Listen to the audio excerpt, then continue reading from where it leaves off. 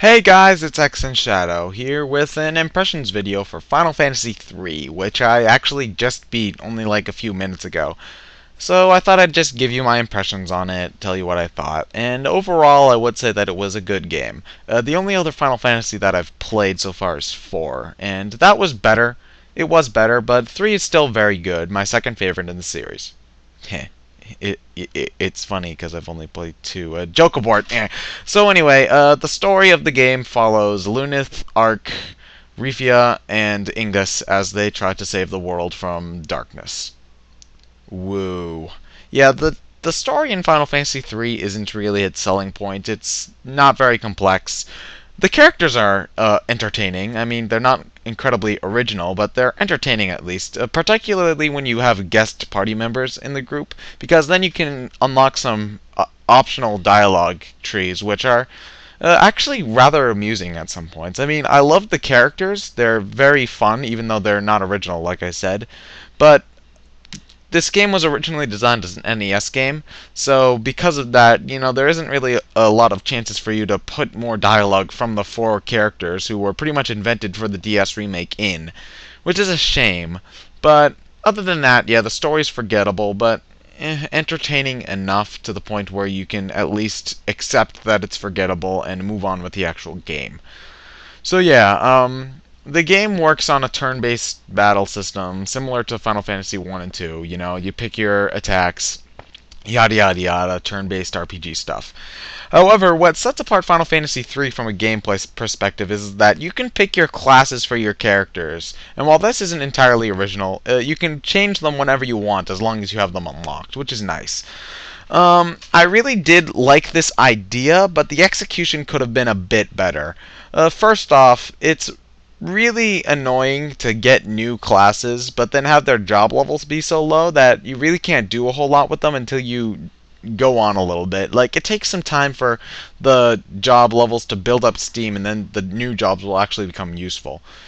And also, the job transition phase can die in a fire. I hate that thing.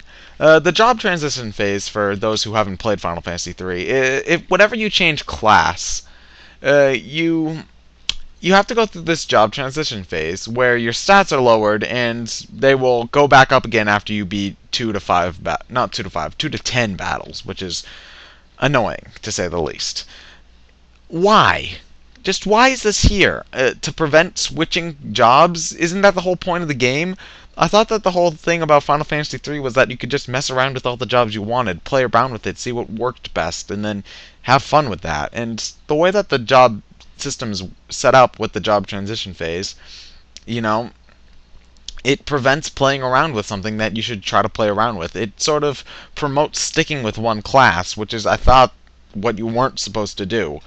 I would love to be able to switch from knight to white mage within battles. Like, I would love to have a correct strategy to go into bosses with that you would need a certain lineup of jobs for. I mean, most of the time I just had a healer, a magic attacker, a secondary physical attacker with some other special abilities. Usually the thief, and then just a melee warrior, which was usually the knight or the ninja.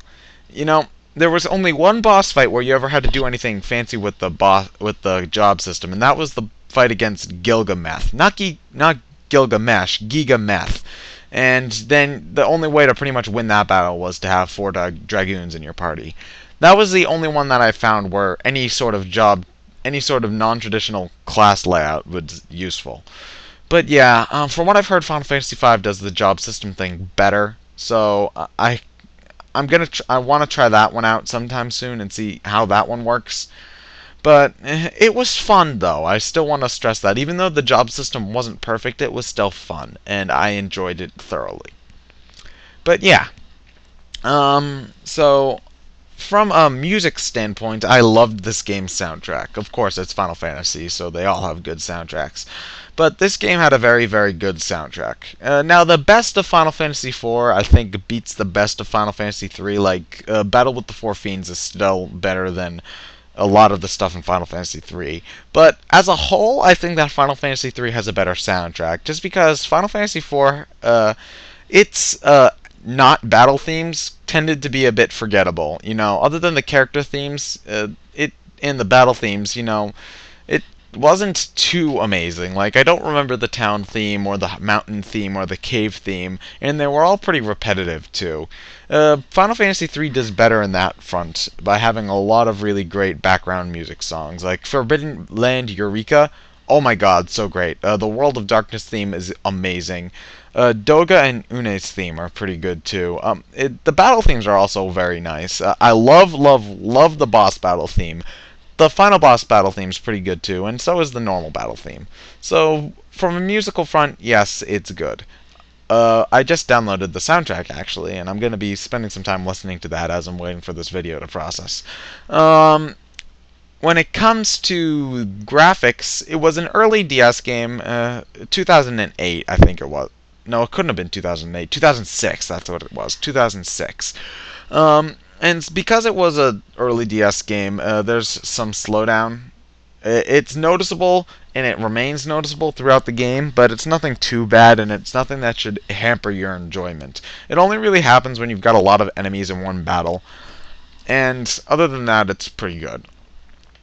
Again, the graphics aren't amazing, but it's a DS game. It's pretty much in all 3D, so it gets my respect for doing that and not having too bad of a slowdown.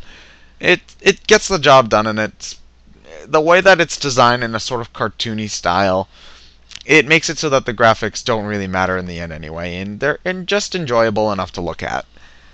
But yeah, overall, I enjoyed the game. Now, you can download this game off the Apple's app iTunes, whatever. You can get it on your iThingamahoosit. And would I recommend getting that there? It's $15 there, and well, I guess that's technically cheaper than what I got it for. I got it for 20.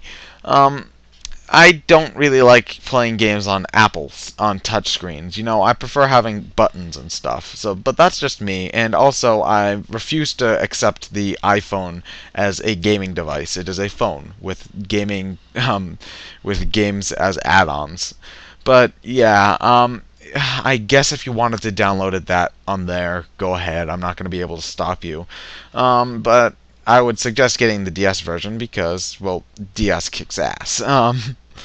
But yeah, if you can find it cheap, go for it. I'd say it was good. It was fun. So yeah, this has been ExandShadow, and I'll see you guys later.